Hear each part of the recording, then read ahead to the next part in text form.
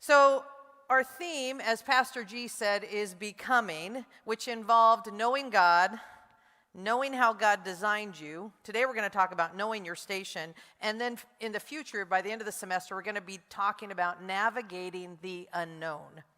And so my topic today is knowing your station. And what that means is living into the present moment that God has placed you right now. It's the space that has prepared you and is preparing you for the next thing, but you don't want to get ahead of it and what it is. So how do we do that? How do we live in the moment? And by the way, I have a really hard time doing that myself. Anybody in the room have a hard time living in the moment? That's right. It's hard. So how do we do it? We do it, and why do we need to do it? We need to live in the moment to understand that God has a purpose in where we are today.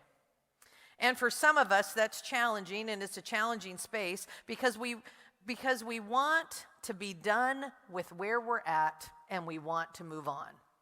Who wants to be at the end of the semester and move on and not have to go through finals? Yeah, thank you. Those of you that didn't raise your hand, I don't know why you didn't, because I know. Everybody wants to get to the end, right? We want to get to the end of the semester. We want to get to the end of the degree. We want to get to the end so we can do whatever it is next, because it feels uncomfortable when you're in the middle of it. And if you're a senior, you know what I mean. You have 8 weeks left until you walk the stage to move forward. For the rest of you, this can be the most challenging time of the semester because it's the moment where you have to push through midterms. You have to wait till you get to Easter break. And it can feel like that moment that is just pushing on you, and you don't want to live in it.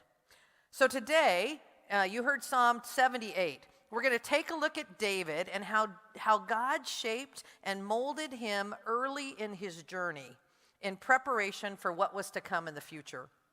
You see, David was an amazing man in the Bible, and we know a lot of stories about him.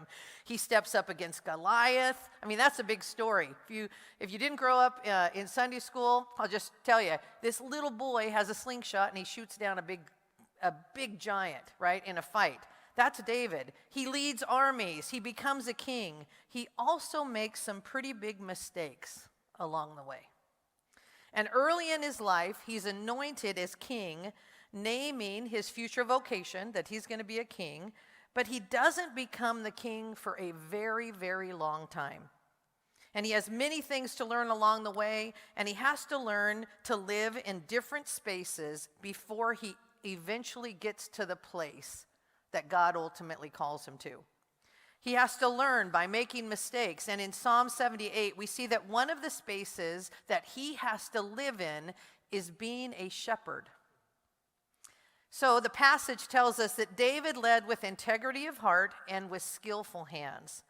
So think about that. To be a shepherd, he also had to learn how to lead sheep. Imagine that, right? Sheep. They move slowly. They smell. They wander away. They get distracted. It requires long days and patience and stamina to be a shepherd. You're out in the heat or in the cold, and your job is to kind of rally listen to me, sheep, sorry. Your goal is to rally the sheep together and keep them going one direction. But it's hard work, and you're standing on your feet, and maybe in that day you had a staff that helped move you up and hold you up. But we're talking about a place in the world that was hot in the summer, cold in the winter, did not have a lot of places to sleep, lots of rocks and dirt. It was a hard place to learn how to be a shepherd and how to lead people, and how ultimately where he would end up being as king. So do you ever feel like you are learning those things while you're here at Roberts? I know that for me, some of my days require patience and stamina, just like David did when he was on his way leading the sheep. So David doesn't become king for a long time, and while he's the shepherd, he's learning to live in the place that God called him for that moment. And what he has to learn is to care for sheep, right? He has to learn his station as a shepherd in the fields so that he could be prepared to be a shepherd of people later in his life as king. So, how do we live in today while knowing that something different is coming? It's hard to do. And each of you are in this same space right now, knowing that you're here today, preparing for what the next step might be in your career, in your education, and in your personal life. But how we live in today and not live so far into the future that we miss what God has for us right now is really the message that I want to bring you today. How do I live right now? How do I live right now in this chapel moment when Pastor G just said it was my last time and my mind goes like, well, that's sad and I'm out here. How do I live sitting here when I know that I'm going to graduate in 8 weeks and I have a job lined up or I don't have a job lined up and I'm trying to figure that out? How do I live in the space between today and tomorrow and not get distracted to look back? So I remember when I was coming to Roberts Wesleyan University. It was 10 years ago last December. And we were, as a community, we gathered in this room and we made an announcement that I would be the next president of Roberts. And that announcement led to this flurry of days on campus. And at the end of the week, I boarded a plane and I headed back to California. I had 6 months before I was going to physically be back in Rochester and start at Roberts. And so, what do? I remember it was like yesterday. All of a sudden, I was receiving phone calls and emails from Roberts here in New York to California, asking me my opinion, asking me to make decisions, telling me, hey, we need you to be involved in this. As the questions came, I had no idea what the answers were and what they should be. Not because I wasn't smart enough or that I didn't care enough about what was happening, but because I still had a job to do in California. And I wasn't at the place where I was part of this community yet. Every time somebody would reach out, I felt responsible to answer the call and the email. And I tried my best to live in both those worlds until I couldn't. Stress took hold. I had a lot of anxiety. I was feeling like I was failing. I wasn't good enough. What was happening? You know those moments in the semester, right? Where you feel overwhelmed, you can't get to everything? Again, I'm not going to ask you to raise your hand, but I feel that every single day. There's more to do than I have time to do. And when I think about all that's coming, it can be really overwhelming. So it hit me hard. I wanted to do everything well. And I couldn't because I needed sleep and I needed to take care of myself so I could live in the place that God called me to live and do the best I could do. And my tension, what pulled me, was fear and worry. Those are two things that really can take hold of me if I don't keep myself in check with what God has for me in the moment. And it hit me hard. I didn't have enough time in the day to do what was expected of me at my previous institution and what was being asked of me at Roberts. But I tried, and that trying sent me into quite a place of chaos. And I remember praying and journaling and asking God to relieve the pressure. Do you ever just call out to God, kind of like Bruce was doing, just relieve the pressure? I can't make sense of this right now. I don't know a way forward.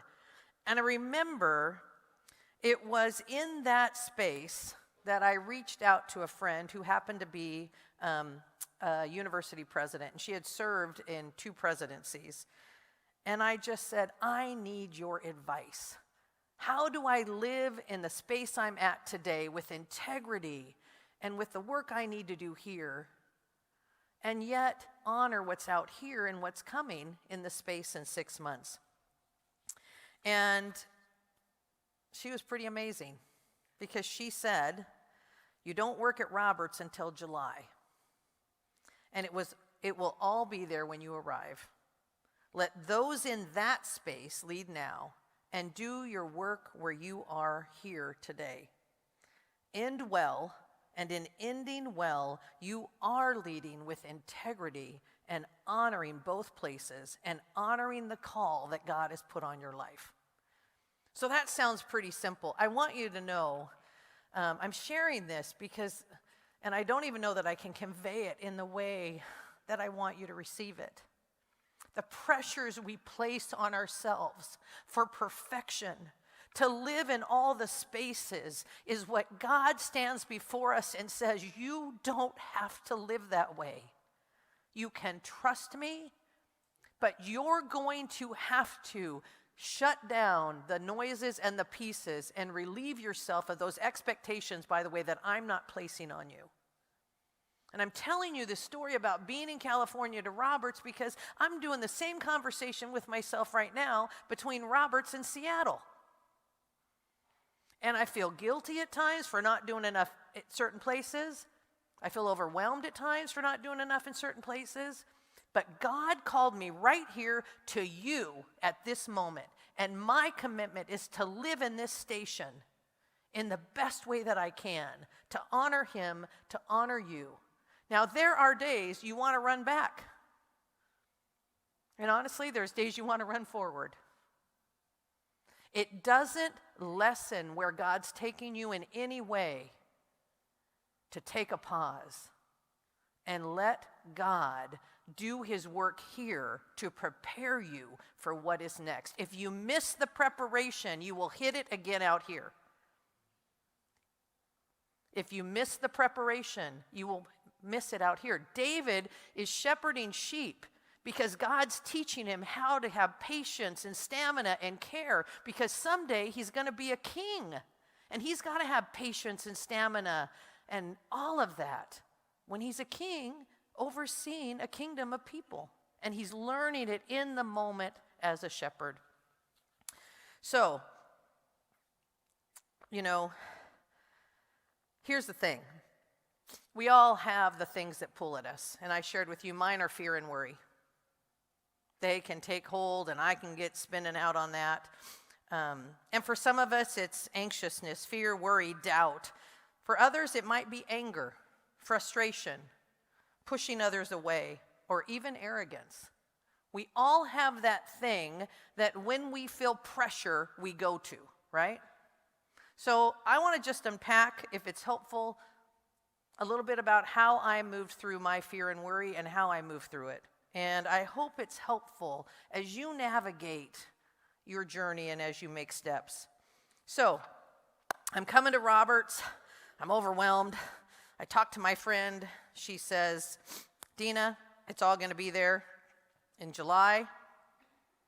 Take a pause. Do what you're doing now. When you get there, give it 100%. Be where you're at today.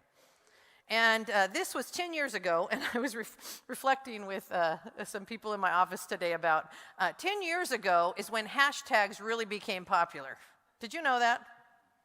You don't know that because they're just part of your life. Hashtags are everywhere, right? It was so popular that Jimmy Fallon and Justin Timberlake did these videos. Don't look them up now, but they're worth looking up because they are hilarious. Everybody was hashtagging. I mean, literally, it was like, that kind of thing. So 10 years ago, I created 3 hashtags for myself. And I want to share with you my 3 hashtags. And here they are. No fear, one day at a time, and Jesus is all I need. So let me break them down. I told you fear and worry are my thing. And when I let fear take hold of me, it was fears, when I was thinking about coming to Roberts, it was fears of not being qualified. Some of you have heard me say this. There's 180 Christian institutions, Council for Colleges and Christian universities in the world, 180 of them right now. There are only 16 female presidents in those 180 schools. I was scared. Could I do it? There weren't a lot of models for it. There still aren't, by the way, a lot of models for it. We're working on it. At that time, I think there were 6. We've doubled. We got a long way to go. But I had fears. I had fears about being able to step into the presidency. I had fears about living in the snow. I was from Southern California. I had fears about the snow. Could I drive in it? What kind of car did I need? Well, I drove a little cute little Beetle in California because it was cute with this little sunroof and it was happy. That's not going to work in the snow, where when I searched Rochester, it said paralyzing blizzard on the web. You know, I mean, it was a little overwhelming. And so I had fear. And I had fear about my family, leaving my family, what was going to happen, what was that going to look like. So this idea was no fear, that I was going to step into what God called me to do and be. And in that moment, in California, it was in that space, in that station. So, you may not know, but I wear this little silver bracelet right here. I've been wearing it for 10 years. On it, it says no fear. It's a reminder to me to not let my fear and my anxiety take hold of my life in a way that steps me outside of what God has for me. Because, by the way, that's what Satan is looking to do, is to distract you from the station you are called to be in through fear, worry, anxiousness, whatever it is. So, no fear. Second one day at a time. So my mind can get all caught up, and I can be like, okay, in the next 6 months, I've got to do this. I've got to pack a house. I've got to move across the country. I've got to learn a little bit about Roberts. I got to figure out what's going on. I got to meet people. What if I don't meet the right people? It's all consuming. All things on the to-do list. I don't know how many of you keep a to-do list, but if you're organized, most of us say, here's all the things I need to get done. So I could write that list out, and I did, for 6 months, what had to be done out here. When I looked at it out here, it was really overwhelming. All of these 6 months worth of things. I need to make that list. I need to understand what's coming. But one day at a time means, for today, on this whole list of things, what do I need to do today? What's today? Not what's today and tomorrow, not what's today and next month, not what's today and 6 months from now. What is it that I need to do today, one day at a time? And then the last one is Jesus is all I need. Because in my fear and in my worry and in my stress, I try to own it and fix it myself. I try to take control. I try to step out and I say, okay, Lord, if I did it this way, if I do it this way, and I need to, the analogy I have is palms up and hands open. Just release and let Jesus take control of what it is. I got stuff to do. This isn't about not doing your stuff, but this is about not doing your stuff like this, right? It's about doing your stuff with your palms open and your hands up. So, my prayer for you, through my little story of my journey, which, by the way, I'm living right now, I feel it. Sadness, grief, worry, fear. If you can take these silly little hashtags and figure out what yours are, or use these and we can share them together, God wants us to live fully in today, in this moment you have here at Roberts Wesleyan University, to be who he wants you to be, to develop into who you will be beyond here, and to take everything that you've been given in this moment to learn about how to live in today with no fear, understanding that it's just one day at a time and that Jesus is all you need. Jesus is all you need. I love you, Roberts Wesleyan. And if you can learn this journey earlier in life, at least start to work on it. It will prepare you for the call that he has for you out here. Shalom. Go with God. Thank you.